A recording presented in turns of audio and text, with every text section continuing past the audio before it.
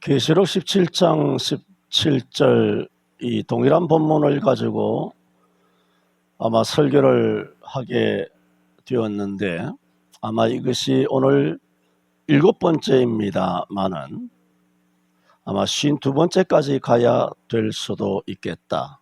그런 생각을 합니다. 지난 주일에 우리가 지금 겪게 되는 이런 영육 간의 이 난리와 이 환란, 이 재앙이죠.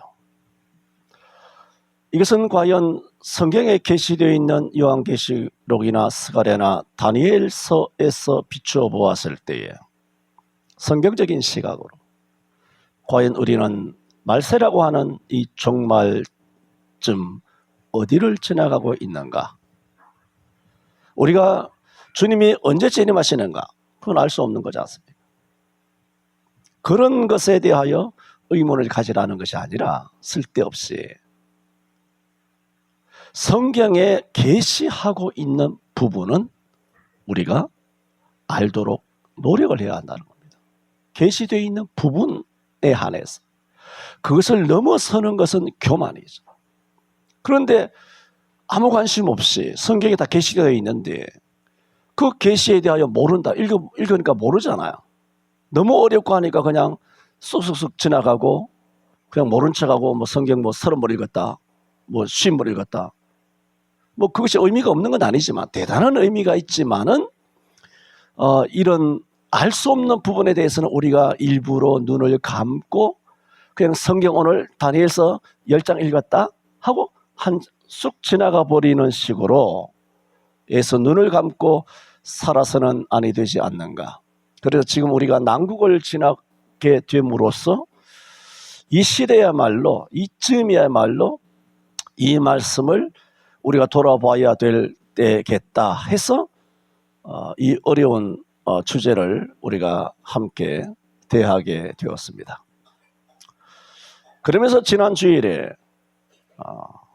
7년 대환란에 대해서 말씀을 드리겠다 하면서 그것은 다니엘 9장을 통해서 9장 24절에서 27절까지를 보면 7년 대환란이라고 하나님께서 계시하셨다는 겁니다.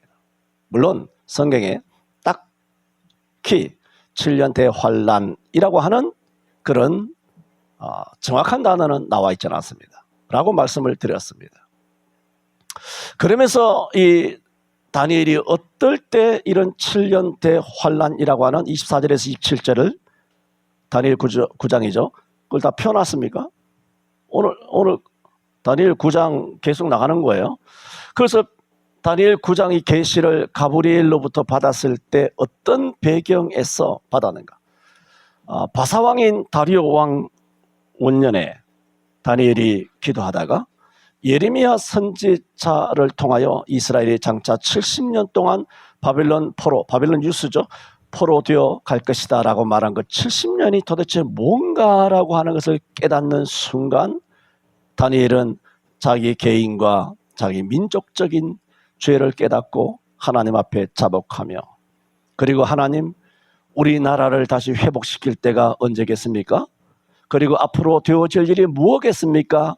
라는 자연스러운 기도가 성령의 인도하심을 따라서 쭉 전개됐는데 그것이 다니엘서 9장이다. 지난주일 여기까지 말씀을 드렸습니다. 그러면서 24절에 그 말씀을 드렸죠. 내 백성과 내 거룩한 성을 위하여 70일 이래로 기한을 정하였다. 70일에는 70년이 아니라 70의 1에는 7들이란 얘기예요. 그래서 한 해로 계산을 한다라면 77이 49, 490년을 말해요. 7일의 들로 정했다. 뭐가 정했느냐? 거룩하신 자가 기름 부음을 받는 데까지 그리고 허물이 사해지고 죄악이 영속이 되고 영원한 의가 드러나며 이상과 예언이 응하며 지극히 거룩하신 자가 기름을 부음 받기까지 몇 년 걸리느냐?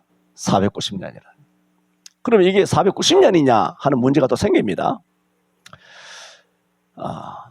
그 말씀을 드리면서 지난주일은 일단은 이게 70에 71에 들이 490년인지는 우리가 알 수 없지만은 71에 들로 정하였다는 사실은 성경에 있습니다. 정확하죠. 그게 490년인지 아니면 1000년인지 2000년인지 우리는 모르겠지만은 71에 들로 기한을 정했다. 이것은 흔들릴 수 없는 사실입니다.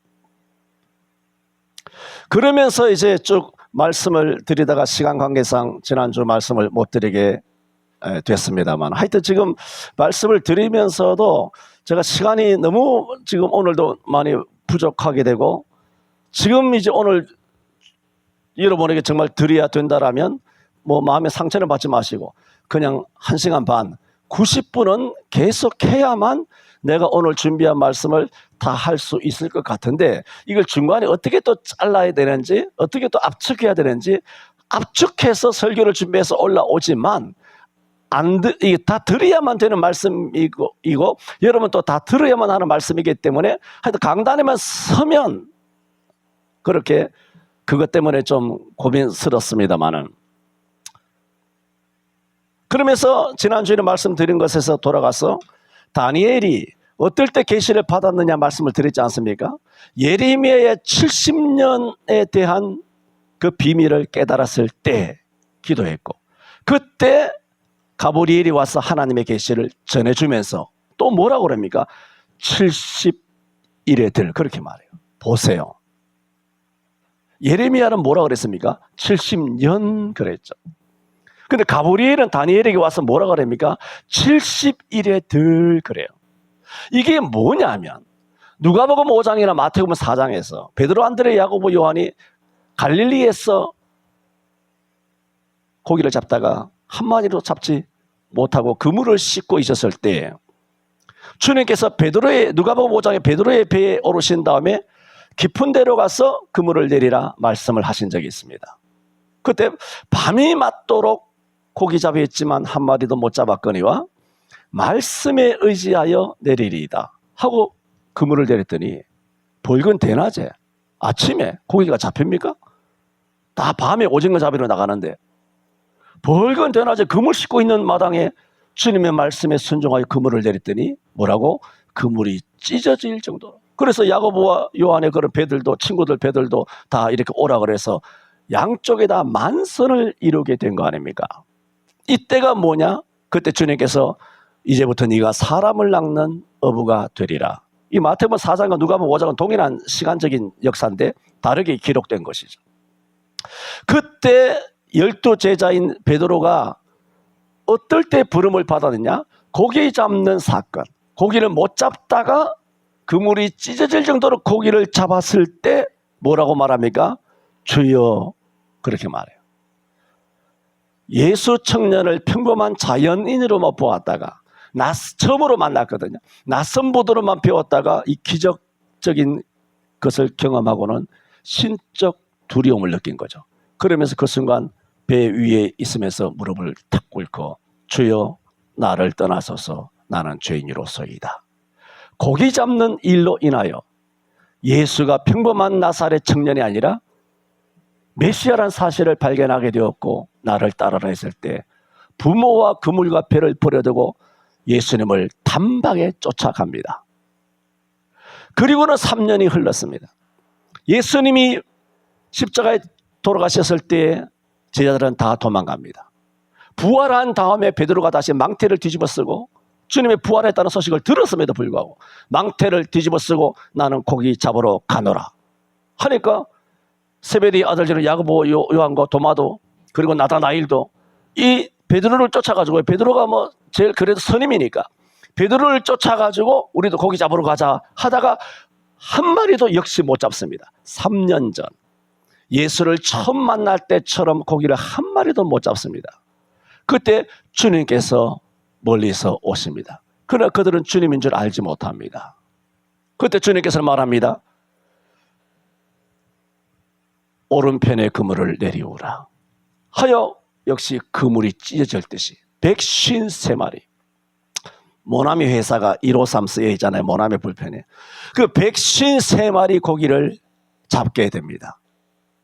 그러면 주님께서 해변에 먼저 고기를 구워 놓으시고 제 아들에게 와서 이것을 먹어라 하니, 예수님이시냐 아니면 뭐 귀신이냐 묻는 자가 아무도 없었더라. 왜? 예수님을 직접 눈으로 목격했으니까. 이건 의심할 여지가 없기 때문에. 거기서 유명한 시몬 베드로에게 너가 나를 사랑하느냐 3번이나 사랑의 문답을 하심으로써 이런 일련의 고기를 다시 잡아서 오른편에 그물을 내리오라, 똑같은 3년 전에 고기 잡는 일들을 통하여 이들의 믿음 없음을 주님께서는 회복시키시고 그들을 사도로 사명을 강하게 하셔서 보내시며 예루살렘에서 40일 동안 기도하게 하시고 성령 불 받아서 사도행전적인 놀라운 역사를 12사도가 이루게 됩니다. 이런 사건을 뭐라 그러냐? 이것을 연상시킨다는 것입니다. 똑같은 사건이 일어남으로써, 또 제가 긴 설명을 드렸지만 깊은 데로 가서 그물을 내리라 하시던 주님께서 배 오른편에 그물을 내리라 하여 그물을 찢어질 정도로 딱 고기 감촉이 있잖아요. 이 감각이 있잖아요. 잡혔구나. 아니 몰척이구나. 이거는 뭐 잘못됐구나. 그걸 딱 아는 그 감각이 있는데 고기를 그물에 딱 갈릴리 바다에서 어부로서 그렇게 잔뼈가 굵었던 베테랑 이런 어부 출신은 베드로, 안드레, 야고보, 요한이 그걸 모르겠습니다. 이게 뭐지? 이거 아차 하는 순간 설명이 필요 없죠. 3년 전의 사건이 떠올랐을 거란 말입니다. 그런 연상되는 사건, 동일한 사건들을 반복하여 주시는 것이 은혜고, 동일한 사건으로 찾아오시는 것이 사랑이고, 동일한 사건을 통하여 우리로 하여금 잃어버린 처음 사랑을 깨닫게 하시는 것이 하나님의 인도하심이라 말입니다. 지금 말씀드리는 것은 다니엘서 9장 24절에서 가브리엘을 통하여 다니엘에게 주신 메시지가 뭐냐면 7 이레들을 정했다라고 했을 때, 다니엘은 예레미야의 70년이 연상이 되었을 것입니다. 이스라엘이 바벨론에 포로 잡혀간 다음 70년 동안 포로 있다가 결국은 해방된 거거든요. 그것을 목격한 다니엘에게 나다나엘을 통하여 하나님 계시하실 때 70년과 연관된 70일의 들 그랬을 때 무슨 25절, 26절, 27절 해석이 필요 없고, 대번 지금 24절에는 내 백성과 내 거룩한 성을 위하여 70일에로 기한을 정하였나니 했을 때, 정하였나니라는 것을 제가 계속 말씀을 드렸지 않습니까? 그런데 여러분은 정했다라고 하니까 정해진 줄 아는 것이지, 다니엘은 가브리엘이 와서 71회로도 나가지 않아. 70이라는 음성을 가브리엘을 통하여 70이라는 말을 딱 듣는 순간부터 이 기한은 정해졌구나. 이 완전히 우리 이스라엘, 그것은 자기는 자기 민족 이스라엘이겠지만 계시고 예언서이기 때문에 온 인류의 운명이 뭐라고? 70년으로 71회로 정해졌다는 사실을, 정하였으니라는 말을 듣기도 전에 정해졌다는 사실을 피부 깊숙이 느꼈을 거예요. 그러면서 소름이 쫙 돋았어요. 예레미야의 70년이 뭔지 몰랐다가 오늘 기도하다가 깨달았잖아. 오늘 기도하고 딱 깨닫는 순간 하나님도 똑같은 70이라는 단어를 들고 나오시는 거예요. 베드로, 안드레, 야고보, 요한에게 다시 부활의 신앙을 주시기 위하여 고기 잡는 방법으로 나오신 것과 똑같은 장면이 이렇게 겹쳐지고 있다는 말이에요. 그래서 하나님께서 70일에로 정하였다라고 하셨다는 거예요. 물론 하나님은 전능하시기 때문에 이미 다 정해져 있잖아요. 하나님 전능하시기 때문에 다 정해져 있지만은 예레미야에게 70, 그리고 다니엘에게 앞으로 말씀하실 때 다 정해져 있으니까 71회로 이미 다 정해져 있어. 그러나 그렇게 다 정해져 있지만은 70으로 하나님께서 미리 정하신 그 모든 것에는 뭐가 들어있느냐? 이런 이중적인 메시지로 연상케 함으로 우리들에게 더 강력한 그런 깨달음과 흔들릴 수 없는 확신을 불러일으키기 위하여 하시는 하나님의 언어를 통하여 우리에게 주시는 강한 메시지라는 거예요. 그것을 먼저 오늘 말씀을 드리면서 지난 주일에 24절의 말씀을 드렸죠. 이것은 모든 오고 오는 교회의 모든 신학자들이, 목회자들 아닙니다.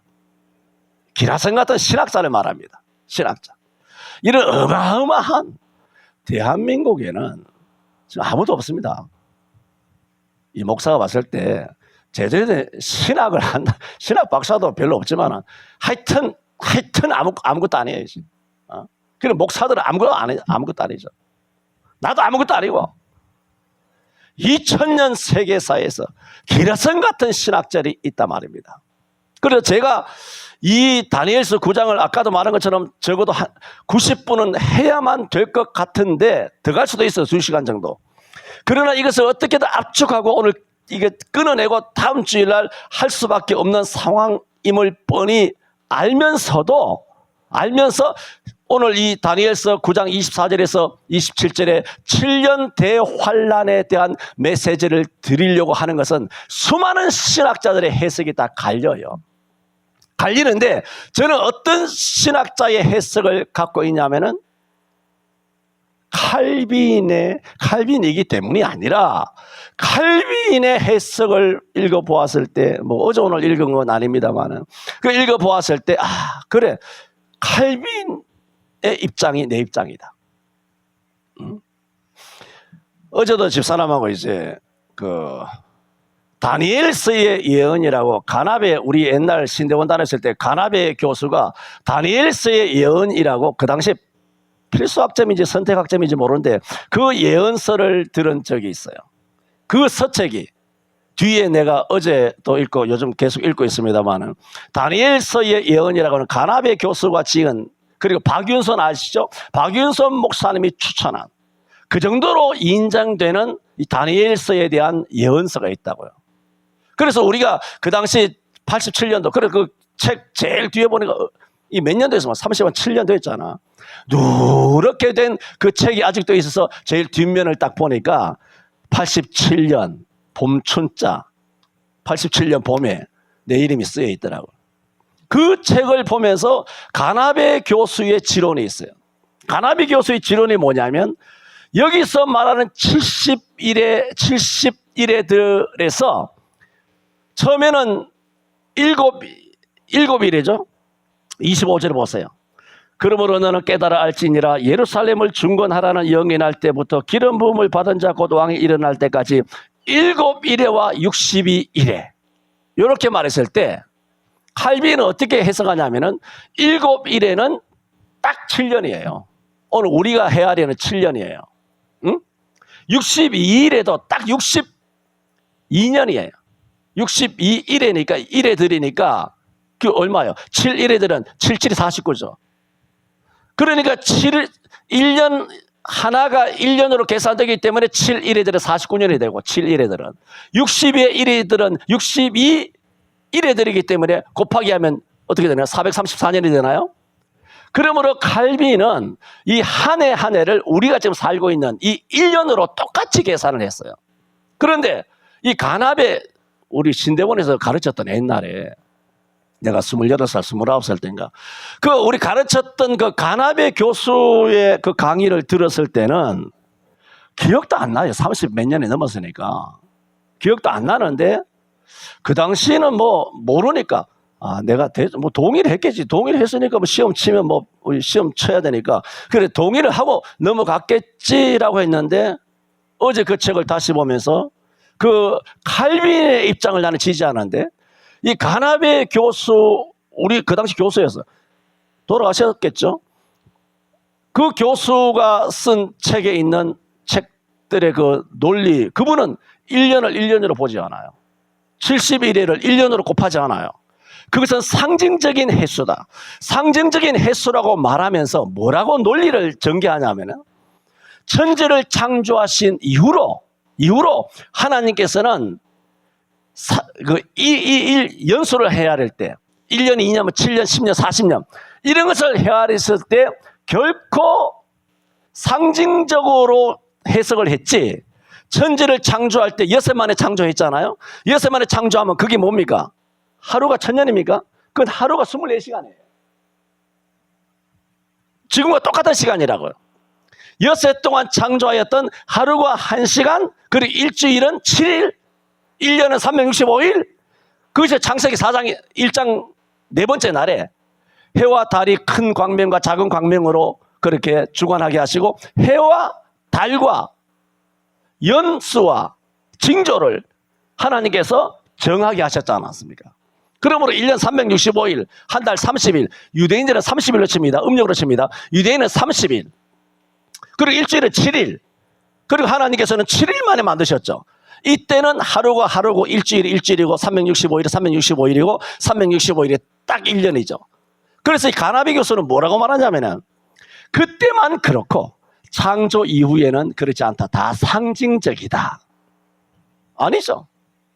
대번 그 가나비 교수의 그 글에 내가 반박하는 것을 다 달아놨어요.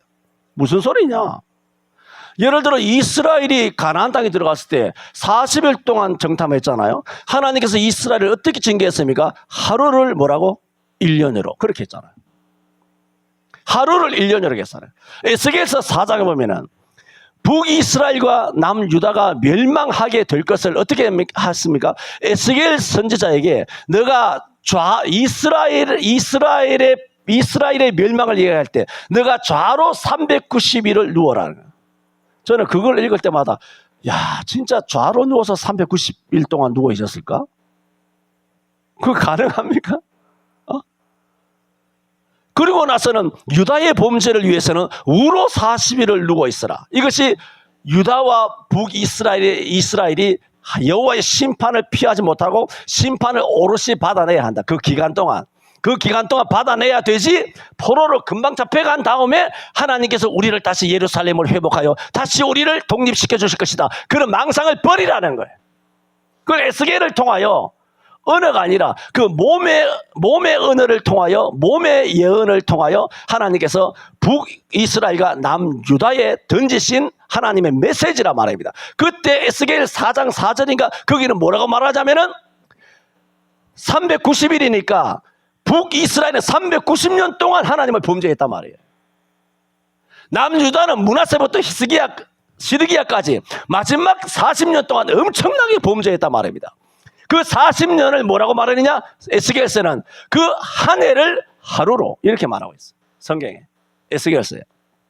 그러므로 상징적인 것이 말이 아니라 성경 도처에 창세기와 똑같은 일을 1년으로 계산하는 경우들이 여러 군데 나오고 있는데 여기 나오는 70일의들을 아니면 7일에와 60의 일회들을 그저 칼빈은 이것은 한 해다, 한 해. 아니다. 상징적으로 해석해야 된다. 한 해가 아니라 일이 100년이 될 수도 있고 1000년이 될 수도 있다. 그건 모른다. 그런 식으로 가나베 교수는 칼빈과는 다른 그 이론을 전개하는 서적을 내가 30수년 만에 대하면서 그걸 보면서 난 칼빈 입장이야.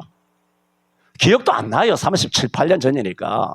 그런데 이번에 보니까 우리 교수가 잘못된 거 아니야? 뭐 그런 생각이 들 정도로 나도 그만큼 이제 신학적으로 세월이 40년 정도 지났으니까 많이 조예가 깊었다 그러면 좀 이상하겠습니다만은 그 전보다는 조금 더 잘 알고 있지 않겠느냐 하니까 가나베의 그 논거가 다 이렇게 반박이 되더라고요.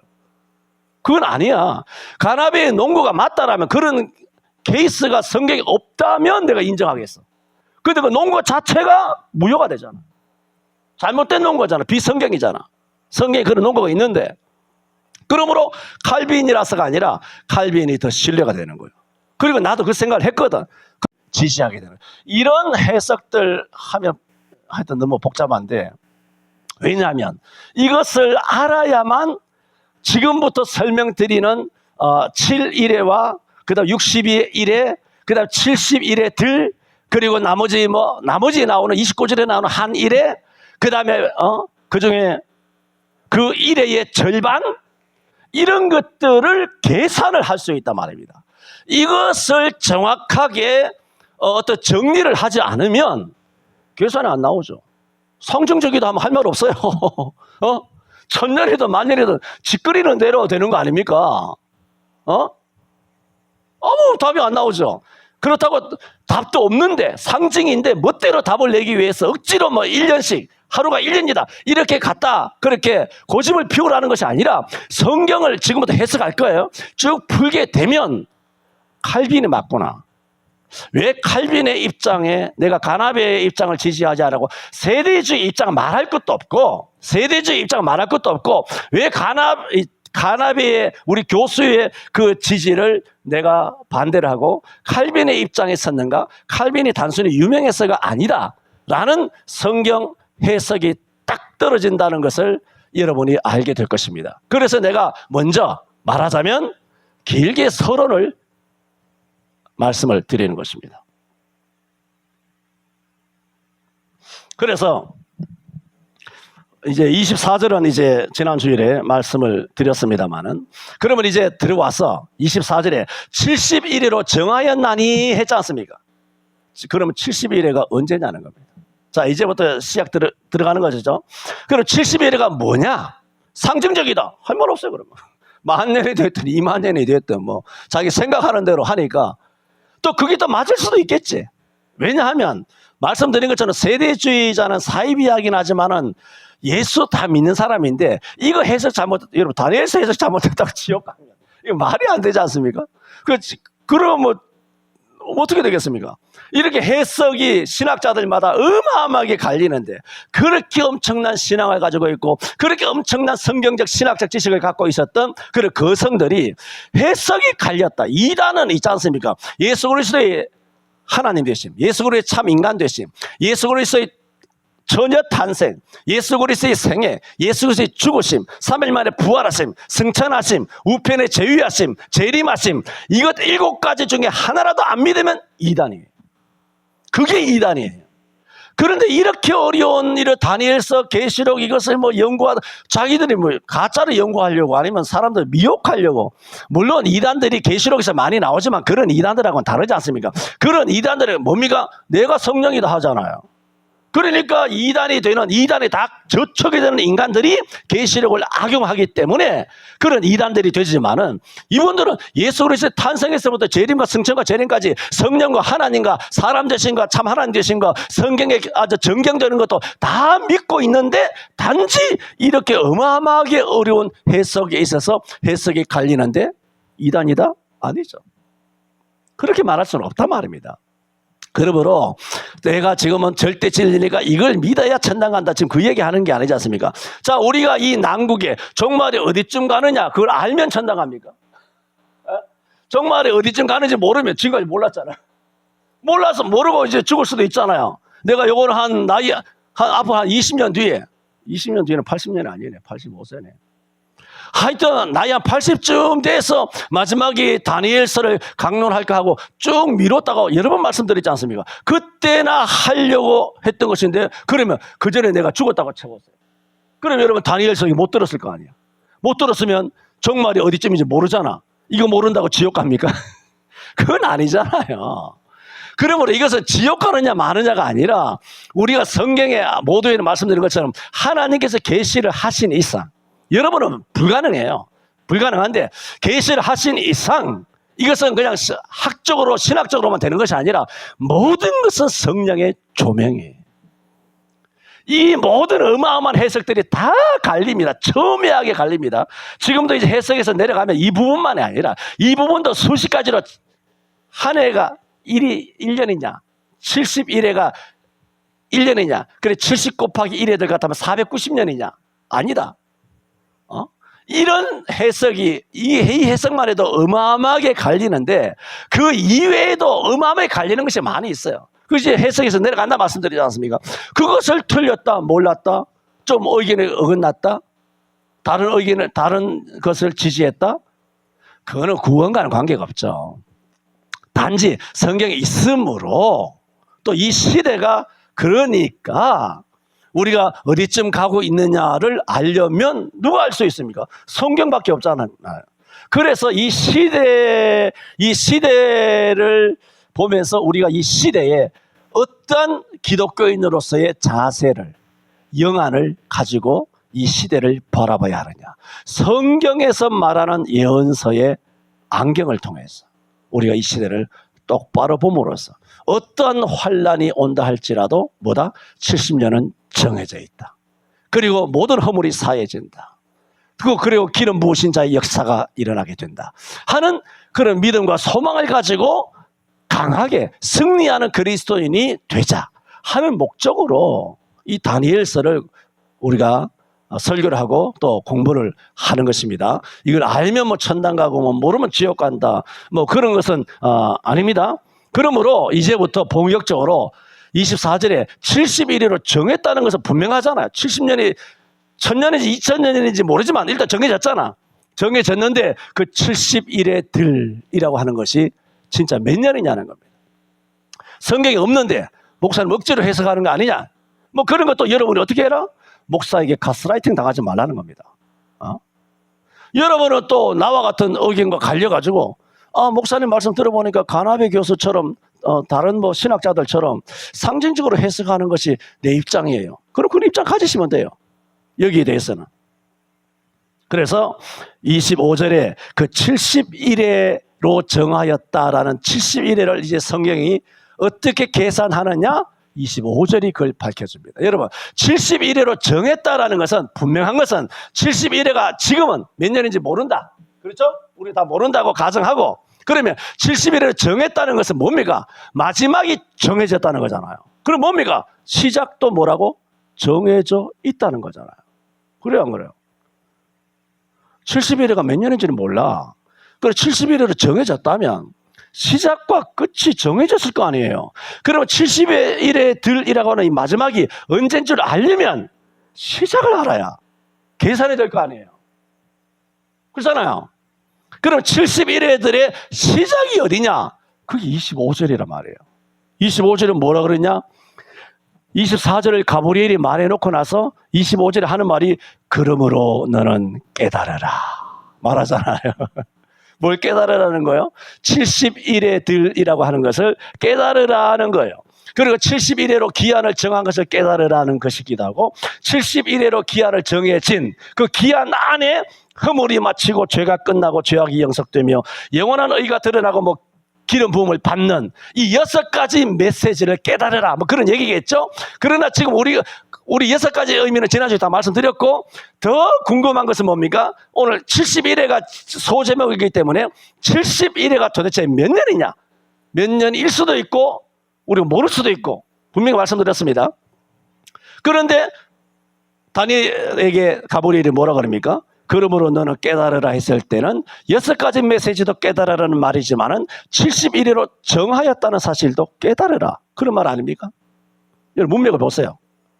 71회로 기한을 정하였다는 24절에 그 다음 6가지 메시지가 있는데 6가지 메시지만 깨달으라 다니엘아 그러므로 너는 깨달으라 하고 앞에 있는 71회로 기한을 정하였으니 이거는 깨닫지 말아라 그런 메시지예요? 아니면 2가지 다 깨달으라 그게 맞는 거 아니에요? 왜? 성경이니까. 문장도 그렇고 문맥도 그렇고 그 2가지를 다 깨달으라는 거 아닙니까? 2가지를 다 깨달으는 것은 무슨 뜻입니까? 2가지를 다 깨달을 수 있다는 거잖아요. 2가지를 다 깨달을 수 있다는 것은 뭡니까? 2가지를 다 깨달을 수 있도록 내가 알려주겠다는 얘기 아니에요. 이상합니까? 목사님 막 이렇게 해가지고 막 거짓말로 막 이렇게 해가지고 막 뭐 우리를 속이려고 하는 것입니까? 언제든지 속이면 이야기하세요. 배주사님 재밌습니까?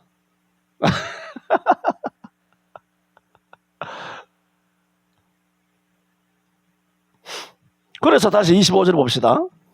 그러니까 4, 5, 6, 7절을 지금 해석을 해야 되는 거예요. 그래 이게 지금 2시간, 3시간 해도 모자란데 큰일인데 지금. 그러므로 너는 깨달아 알지니라. 무슨 뜻인지 아시겠죠? 24절을 깨달아 알라는 거예요. 그러면서 지금부터 뭐다? 힌트를 준다는 거죠. 뭘 힌트를 주느냐? 71회의 정했다는 그 끝을 알려면 시작을 알아야 되는데 지금 뭘 알려준다는 겁니까? 시작을 알려준다라고. 시작점. 뭐라고?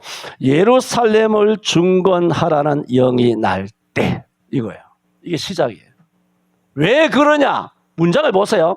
예루살렘을 중건하라는 영이 날 때부터 기름 부음을 받은 자. 아까 24절에도 거룩한 자가 기름 부음을 받으라는 것은 모든 신학자가 말했죠. 예수 그리스도의 초림이라 그랬죠. 세례 요한에게 세례 받으실 때 성령의 기름을 부어서 예수와 그리스도 기름 부음 받은 자라고 지난주에 다 말씀을 드렸지 않습니까? 그런데 그것은 동시에 뭐라고? 파루시아라고 말하는 예수 그리스도의 임재, 예수 그리스도의 초림은 뭘 말하느냐? 바실레이아 투 스테우라고 말해. 그 뭐냐면 예수 그리스도의 초림은 뭐냐면 하나님의 나라가 임하는 거예요. 그래서 예수님께서 오셔서 뭐라고 외쳤습니까? 회개하라, 천국이 가까웠네. 그러니까 당신이 등장했잖아. 당신이 재림했잖아. 기름 부음을 받고 회개를 외쳤잖아요. 그게 뭐냐면 하나님의 나라고 바실레이아 투 테우라고 하는 하나님의 나라가 임했다. 회개하라, 천국이 가까웠다는 선포예요. 그런데 지난주에는 뭘 말씀드렸습니까? 이 같은 바실레이라고 하는 예수 그리스도의 내림, 재림은 초림만 있는 게 아니라 뒤에 산에 하나 가려서 뒤에도 산이 있다 그랬잖아요. 그러므로 일단은 24절은 그 예수 그리스도께서 거룩한 자가 기름 부음 받는다는 것은 초림이라는 사실에 대해서 누구나 다 인정해요. 그런데 여기는 뭐가 암시되어 있다? 재림도 동시적으로 내포되어 있다는 거예요. 그러나 지금은 시작이잖아. 끝은 이제 재림적으로 해석하면 되는데 시작이니까 예수님의 초림이 시작이 되잖아요. 그러므로 예수 그리스도의 시작점을 알아야 된다 그랬으니까. 어제 선교사님하고 식사를 하면서 목사님, 우리 교회 성도들은 신앙들이 좋고 못 알아들어도 하나님께서 역사하시고 다 예수님 말씀, 하나님 말씀 맞는 줄 알고 그대로 살아가게 되고 그렇게 할 것이니까 목사님 강단에서 50% 이해되는 사람, 70% 이해되는 사람 그런 말 할 필요 없다고. 무조건 외치라고. 그렇게 하시면 하나님께서 하신다고. 저 그 용기를 얻어서 오늘 뭐 이해되냐 마냐 물어보지 않고 진도 나갑니다. 그래서 시작점을 이야기하지 않습니까? 예루살렘을 중건하라는 이게 왜 시작점이냐 말씀드리지 않습니까? 영이 날 때부터잖아. 때부터. 때까지가 아니잖아. 때까지는 뭡니까? 끝이잖아. 때부터는 시작이잖아. 잖아요. 때부터 뭐라고? 기름 부음을 받은 자. 이게 뭐예요? 초림이죠. 아까 초림과 재림이 동시에 있지만 여기서는 초림이에요. 기름 부음을 받은 자 곧 왕. 예수가 누굽니까? 왕이잖아요. 왕이 일어날 때 이제는 뭐라 그래요? 까지 그랬잖아. 부터까지. 분명하죠? 시제가 분명하잖아요. 부터. 예루살렘을 중건하라는 명이 날 때부터 기름 부음을 받으신 자가 일어날 때까지. 그게 뭐요? 부터는 시작이고 까지는 마지막 아니에요. 그런데 보세요. 이 까지가 70일의 마지막까지가 아니에요. 왜? 계산을 해보니까 기름 부음을 받은 자 곧 왕이 일어나기까지 70일애들이 아니고 7일애와 62일애가 지난다는 거예요. 여러분 7일애에 62일에 더하면 69일에밖에 안 되잖아. 계산 안 됩니까? 그러므로 지금 가브리엘이 다니엘에게 깨달아 알지니라 하면서 지금 가르쳐 주는 것은 뭐냐? 7일애들의 시작점을 가르쳐 주는 거예요. 시작점을 가르쳐 주기 위해서 예루살렘이 중건되리라 하는 명이 날 때부터 기름 부음을 받은 자 곧 왕이 일어날 때까지 그 기간을 힌트를 주잖아요. 7일애와 62일애가 지날 것이요. 그래 70일애잖아. 69일애잖아. 그죠? 한 일애가 없죠? 한 일애가 없어요? 그 한 일애가 어디 있느냐? 27절에 그가 장차 많은, 나중에 해석이 될 겁니다. 그가 장차 많은 사람으로 더불어 한 이레 동안의 언약을 굳게 정하겠고, 한 이레 동안에, 그래 아까는 7이레와 62이레니까 69이레고 한 이레가 빠졌는데 그 한 이레가 29절에 나오잖아. 그가 장차 많은 사람으로 더불어 한 이레 동안의 언약을 굳게 정하겠고, 한 이레가 남았어요. 한 이레가. 그런데 이 한 이레가 남았는데 이 한 이레는 무슨 뭐냐? 그가 장차, 이것은 악랄한 왕이라 말이야. 세대주의자는 안티오코스 에피파네스라고 하는 악랄한 왕, 유대인들을 악랄하게 정하고 박해하였던 그 왕이 사람으로 더불어, 그 유대인이죠. 유대인으로, 그 세대주의 주장이라는 얘기예요. 진짜 주장이 아니고. 그러나 우리 영적으로 보면 이게 뭐냐? 이것이 뭐냐? 바로 바티칸과 같은 것.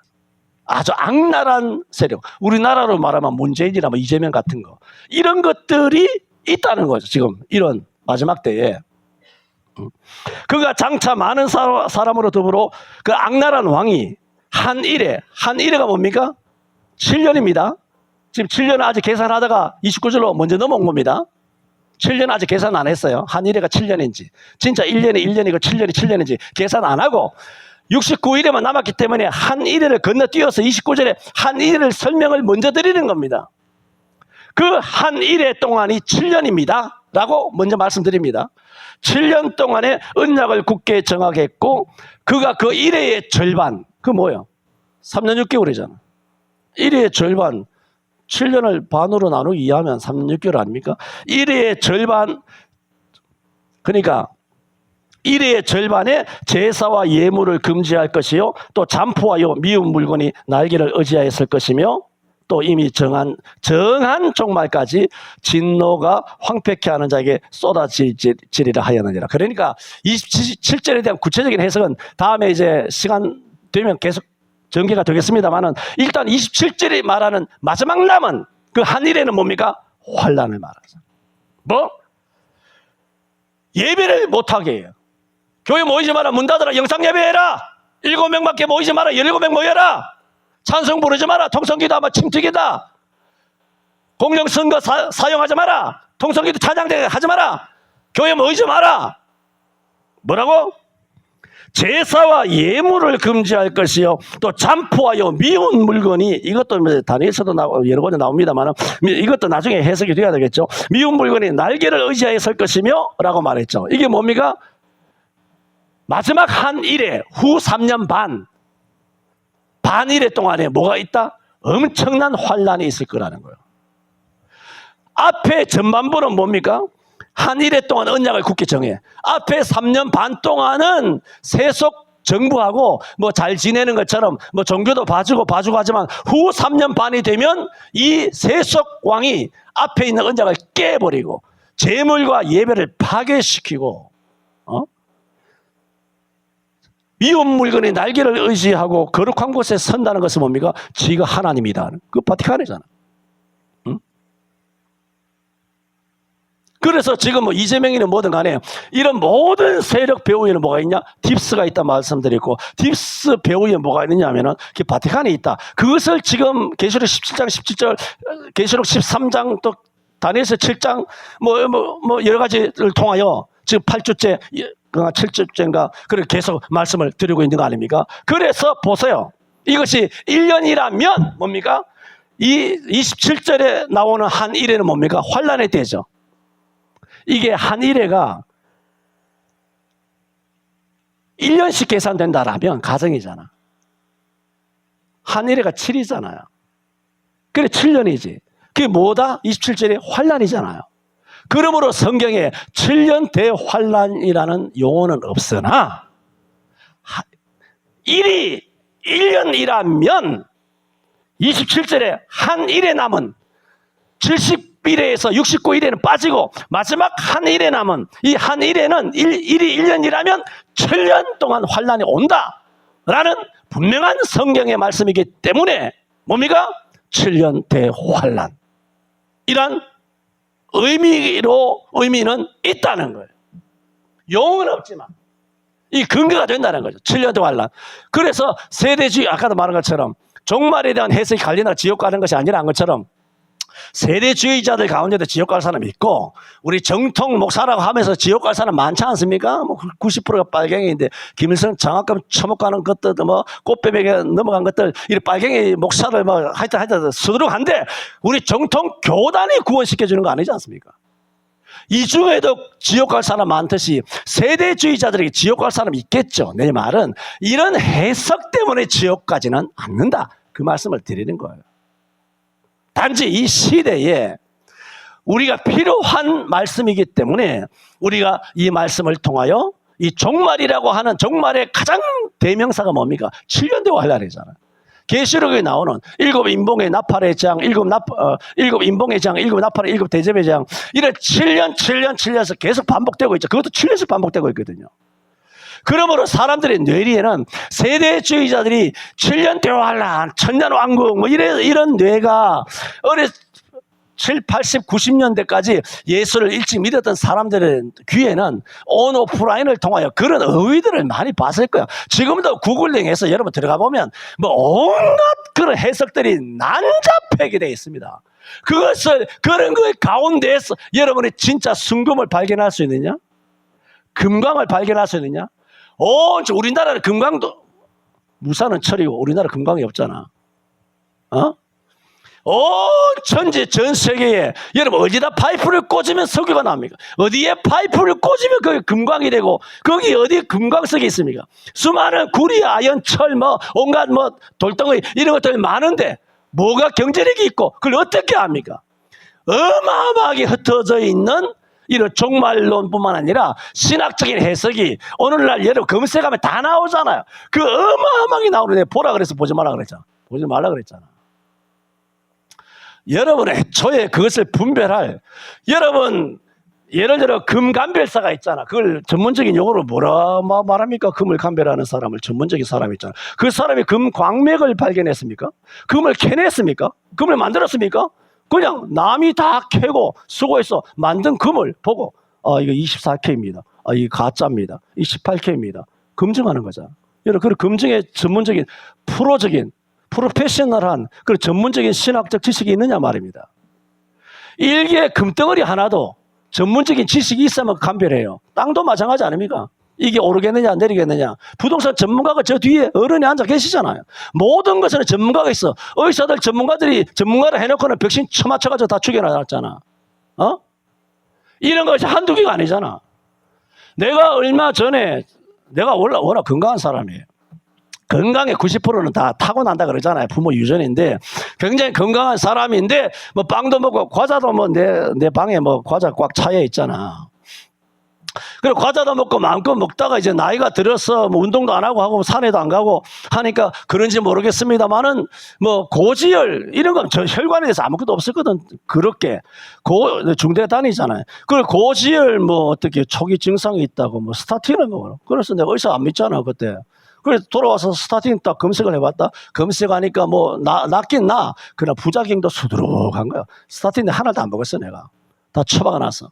스타틴 안 먹고 그때부터 뭘 먹었느냐? 홍.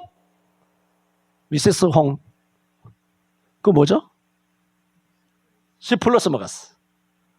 그거 약 안 먹고 C 플러스만 먹었는데 왜? 그래도 혈관에 직방이거든. 왜? 그 내 사위가 이 친구가 40대밖에 안 되는데 해외 뭐 얼마 뭐 주재원으로 돌아다 보니까 뭐 밥을 해주지 못하잖아요. 마누라 없지, 엄마가 없지 하니까 그 남자 혼자서 수십 년 해외 주재원 지사장으로 돌아다니면서 뭐 하죠? 라면 먹고 삼시세끼가 햄버거 먹고. 그래 그 혈관이 먹어. 그 나이 40대 돼가지고 혈관이고 뭐 당뇨병이고 성인병이고 뭐 없는 병이 없는 거야. 그런데 그 비싸잖아 시리에서. 비싸다 홍 집사는 좀 세일 좀 해주세요. 그리고 요즘 비싸가지고 내가 매일 못 먹습니다. 월수 금토만 먹습니다. 많이 사 목돈 들어가는데 목돈 어디 있노 내가. 금년에 1,000만 원 준다고 하더니 뭐 지금 8월달 지났는데 언제 주려고. 오히려 더 힘들죠. 그래서 내가 누굴 믿겠느냐? 주님만 바라보고 있습니다. 이태희 권사님, 그러면 제가 하겠습니다. 뭐 이런 성령의 감동도 있어야 되는데 아무도 뭐 그렇게 입 꾹 닫고 말이죠. 어쨌든 간에 그것을 사위한테 먹여놨다니까 와, 당뇨고 뭐고 혈관이고 뭐 엄청나게 건강이 좋아져요. 그래서 나도 그 스타틴 안 먹고 그걸 한 6개월 먹고 빵빵하게 먹고 갔다 그러니까 피검사 많이 하잖아요. 피검사 쫙 하니까 의사가 뭐 이야기해줘야 되는데 아무 이야기도 안 하는 거예요. 의사는 이상이 있을 때만 이야기하는 거 알죠? 그래서 궁금해서 뭐 혈관은 어떻습니까? 뭐 당뇨는 뭐 저는 고지혈이 있다고 하던데 뭐 어떻습니까? 뭐 어떻습니까? 하니까 깨끗합니다. 그리고 내가 해마다 이 초음파도 졸업했어요. 지금 돈이 없어서 월수금토만 먹고 있지만은. 선교사님도 얼마 전에 아시지 않습니까? 너무 금년에 굉장히 힘드셨죠. 너무 힘들어서 중대병원에 가서 의사들 뭐 신경외과 무슨 내분비외과 뭐 의사들 3사람이 선교사님 워낙 심하잖아요. 워낙 심해서 3사람이 붙어가지고 협진해가지고 뭐 인연해서 말하자면 살지 못한다는 거. 지난주 이야기예요. 8월 초인가 살지 못한다는 거. 그 약이나 줘라 뭐 이렇게 자기들께 의논해서 약만 잔뜩 받아왔는데 선교사님 그러면 죽으면 죽었지 약 안 먹습니다. 뭐 이런 약 안 먹습니다. 왜? 약 먹으니까 거기서 조제제는 약 먹으니까 식은땀 흐르고 막 밤에 죽을 고통을 많이 겪으신 거예요. 그래서 의사를 주는 약 안 먹는 거예요. 안 먹고 죽으면 죽으래라. 죽으면 천당이지 뭐 하면서 의사들 앞에서 뭐 큰 소리 빵치고 콱 뭐라 그러고 그냥 약만 봉지 들고 나오신 다음에 하나님 앞에 밤에 꿇어 앉아가지고 때를 쓴 거예요. 뭐 살아도 뭐 죽어도 천당 뭐 살아도 좋고 죽어도 좋고 때를 쓰고 그렇게 약을 하나도 안 먹었는데 나왔답니다. 할렐루야. 기가 막힙니다. 지금 의사들 주는 약 먹지 마라 그 얘기하는 게 아니라 지금 10+ 먹으라 그 얘기예요. 마진 얼마? 10%? 좀 똑똑히 이야기했어요. 그래서 10%를 드시라. 김상훈 장로는 10% 드시고 그게 좀 비싸서 그거 해독하는 거 드시지 마세요. 해독하는 거 끈적해서 아주 먹기 더러워. 그거 나 먹어도 아무 표가 없어. 먹는 데가 고통스럽고 가르쳐줘라. 내가 먹는 거 아주 먹기 좋은 거 주스 같은 거 그거 2개 있고 알약 뭐 한 3개 있는데 그거만 딱 하면 돼. 다른 거 해독하는 거 아주 끈적하고 아주 비싸고 말이죠. 필요 없어. 그것만 딱 먹으면 돼. 그 장로님 비롯해 우리 온 성도들 내가 돈이 없어서 그런데 하여튼 돈이 있으면 여러분 건강에 아끼지 마세요. 여러분이나 나는 죽을 때 다 됐잖아. 그러니까 병 들지 말고 더 늙기 전에 건강 잘 챙기고 배집사님도 건강 잘 챙겨서 해야지. 나는 병원 들어가서 그렇게 하면 그렇게 되겠습니까? 어제 김 장로님 참 어제 주일 준비한다고 권사님 오셔가지고 내 방에 와서 떡 앉아 계시는데 뭐 드릴 말씀이 있는 것 같은 그런 비장한 그런 모습이에요. 근데 비장한 모습이긴 한데 두려움의 모습이 없어. 두려움의 모습이 없고 이런 긴요한 사안을 목사님은 알아야 되니까 알려드려야만 되겠다라는 그런 자세예요. 이게 뭐지? 믿음이 있어 보이네. 어떤 일인가? 하니 장로님이 금요일에 8.15 노는 날이잖아요. 산에 잘 다니시고 이 길거리 산보를 잘 걸어 다니시니까 걸어 다니시다가 오늘 못합니다. 걸어 다니시다가 그래서 이거 머리야 하다가 뭐 위험한 신호를 느끼시고 집에 가셔서 차로. 그러니까 참 여러분 목사를 잘 만나야 됩니다. 목사가 막 운전하는 겠죠. 그대로 보고 이승자 권사님이 중대병원까지 승실의 사거리 신호만 지키고 나머지는 전부 다 신호 어기고 차고 가서 중대 중환자실에 딱 들어간 거예요. 딱 그래서 들어갔어요.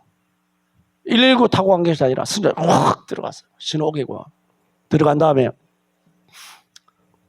그 쓰잖아. 보호자 뭐 이름 쓰고 뭐 어떻게 보호자 이름을 쓰는데 장로님 뒤에 계셨을 거 아니에요. 계셨는데 뭔가 통나무가 쓰러지는 소리가 들리다는 거예요. 심정지가 왔습니다. 장로님. 심정지가. 그게 권사님이 일찍 가서 거기서 심정지 났으니 망정이지. 그러니까 응급실 의사들이 다 달려와가지고 이거 누르는 거 있죠. 이게 뭐야? 전문용어로. 그거 말고 좀 고상하게 영어로 하는 거 있잖아. 심폐소생술 그걸로 팍팍 해가지고 살아난 거예요. 심정지, 의학적으로는 그 상태는 이미 죽은 상태예요. 장로님을 하나님께서 죽은 자 가운데서 살려주신 줄로 믿습니다. 그래서 살아나셨어요. 그래서 중환자실로 그래 가셨어요. 그리고 어제 토요일 날 오전에 중환자실에 가셨다 하는 얘기를 듣고, 중환자실은 보호자도 한 사람 한 번밖에 20분밖에 면회가 안 돼요. 하루에 한 번. 그런데 오후에 나한테 전화가 왔는데 목사님, 장로님이 일반 병실로 옮겼습니다. 와, 깜짝 놀랐어요.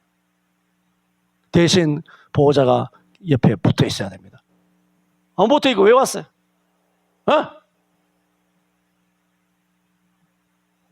그래 했는데 지금 상태가 워낙 좋으신 거예요. 내일 이제 월요일 얘네들이 다 주일날 놀잖아요. 그 의사 주치의가 이제 월요일날 오면 이제 상태를 이제 쭉 전체적인 것을 보고 이제 판단을 하면서 뭐 시술을 더 해야 되는지 아니면 퇴원을 해야 되는지 뭐 이렇게 조치를 내리면서 뭐 옛날에 뭐 심장인가 허파인가 거기에 뭐 파이프를 박은 거 아니면 고무풍선을 박은 거 이번에 더 좋은 걸 박는 거 이런 것도 좋지만은 내가 권사님한테 이야기했어요. C+ 드시게 하세요.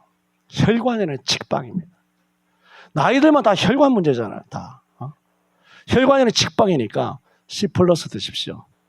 내 몸으로 나도 알고 사위도 알고 또 양집사님 양집사는 알고 요즘 안 먹어서 지금 혈관이 안 좋다 그러나 다 좋은 거예요. 그러므로 여러분 C+는 열심히 돈 벌어가지고 C+ 사 드시기를 바랍니다. 뭐 하다가 장로님 이야기로 갔나? 아는 사람 문자 좀 보내주시기 바랍니다. 어쨌든 간에 그래서 27절에 한 이래가 뭐냐? 여기서 7년 대환란이 나왔다는 거죠. 그러면 그 1이 1년이냐? 7에서 1이 1년이냐? 그러면 7이 7년 맞는데 1이 1년 맞느냐는 그 해석을 하려면 25절에서 뭡니까? 기름 영이 날 때부터 기름 부음을 받은 자 왕이 일어나기까지 7일에와 62일에가 지날 것이요. 그때 곤란한 동안에 성이 중건이 되어 거리와 해자가 이룰 것이라. 한 7일에와 62일에 이 해석을 통하여 1이 1년이다 하는 해석을 도저히 안 되겠습니다. 다음 주일날 말씀드리겠습니다. 그 1이 1년이다 하는 것을 깔끔하게 다음 주일날 깔끔하든 안 깔끔하든 그것 때문에 구원받는 것이 아니다. 분명히 말했습니다. 깔끔하게 다음 주일날 말씀을 드리겠습니다. 저도 이 중간에 이렇게 마치면 그 볼일 보고 뒤처리를 안 한 것 같은 찜찜함이 있어가지고 이게 이 정도에서 이게 끊어내도 되는지 싶습니다. 기도합시다.